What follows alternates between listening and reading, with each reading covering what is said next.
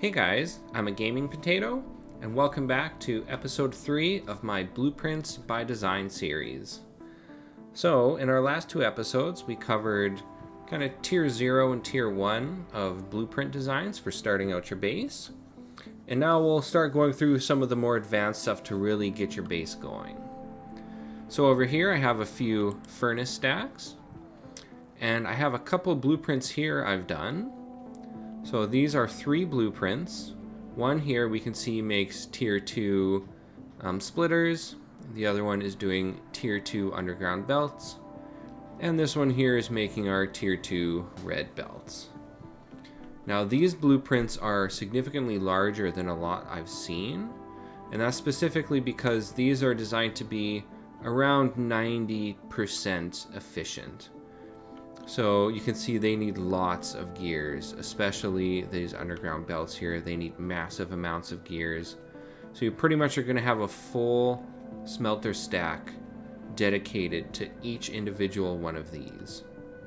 Luckily, these two here just require iron, but you will need a copper line for your splitters.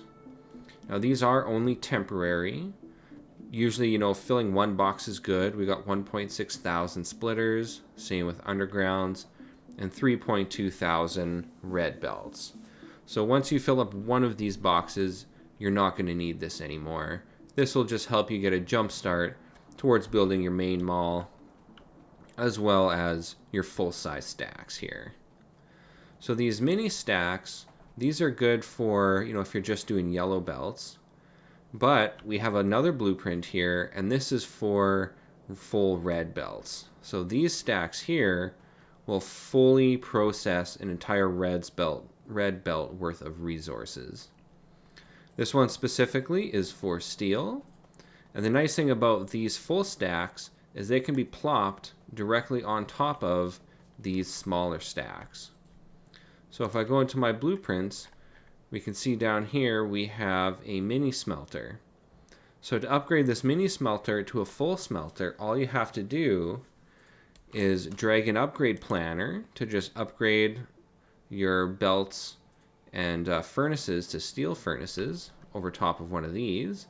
And then you can plop your full stack blueprint directly on top of your smaller one. And it'll upgrade your tier 1 smelter into a full red belt smelter. And we have a steel one here.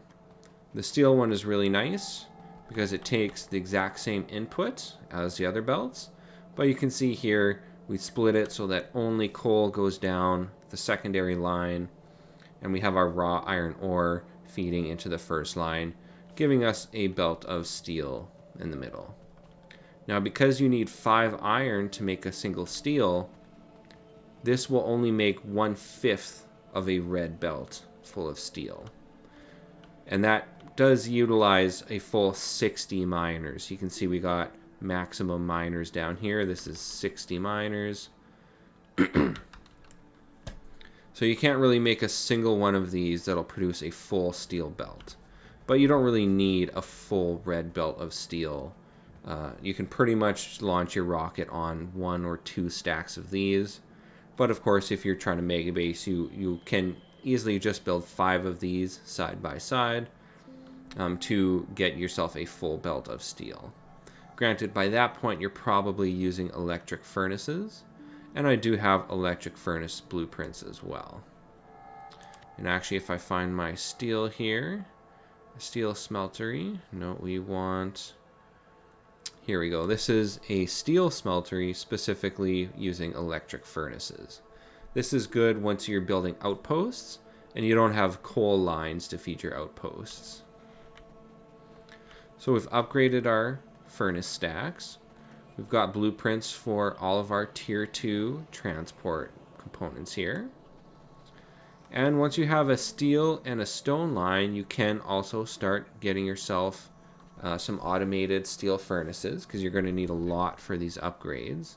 So you can take your simple stone furnace blueprints and get a little bit of steel, a little bit of stone, and you can start cranking out your steel furnaces here. That'll drastically upgrade your processing capability.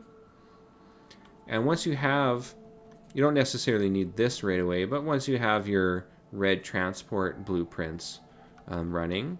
You can then move on to the next blueprint, which we have over here, which is the full mall. So this is a full mall. It doesn't have every single item in it, but it has pretty much everything you'll need. There are a few empty ones here, as I haven't researched nuclear yet, but these 3 assemblers do make nuclear components.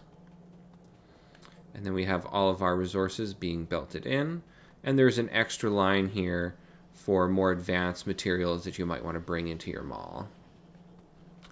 Usually when I start this mall, when I first load in materials, you can see we have iron here as well as iron and more iron here. So effectively 3 belts of iron.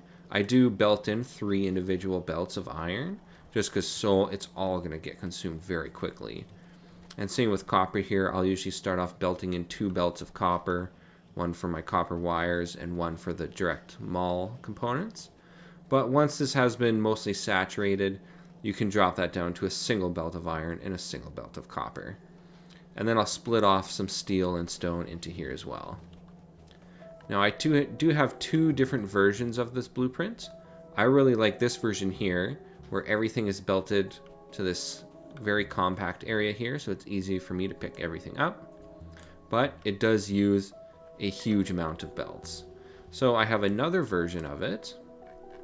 Let's see what we have here. Yeah, this one right here.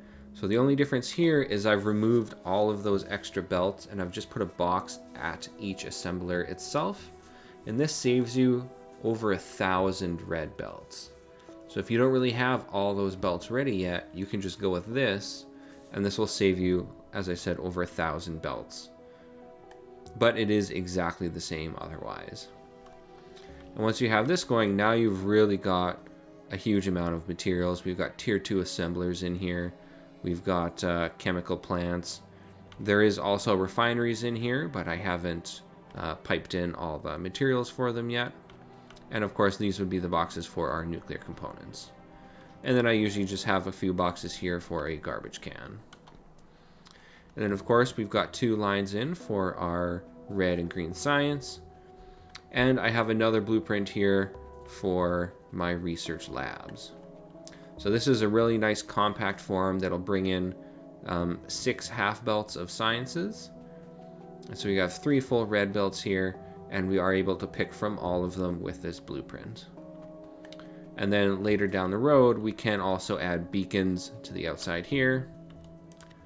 And I believe I do have a research lab. Actually, no, I don't think I have a research lab set up with the beacons, but it's very easy to just add a row of beacons here and a row of beacons here to increase our throughput. And then once you have all these blueprints set up and you're at this current state of the game, you're finally ready to actually, really get your base going. So from here, I can produce black science and blue and start progressing to the later sciences as well. And these 3 blueprints really help with that.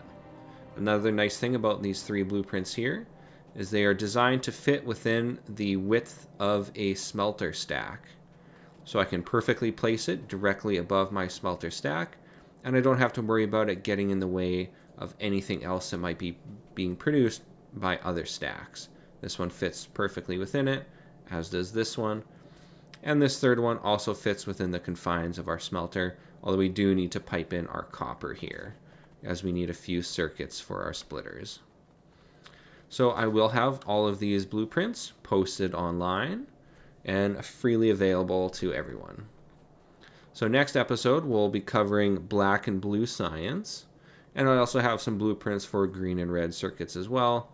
So we'll see what all I end up producing in our next episode. If you enjoy my content, please like, comment, and subscribe, and I'll have more blueprints for you soon. All right, thanks. Bye.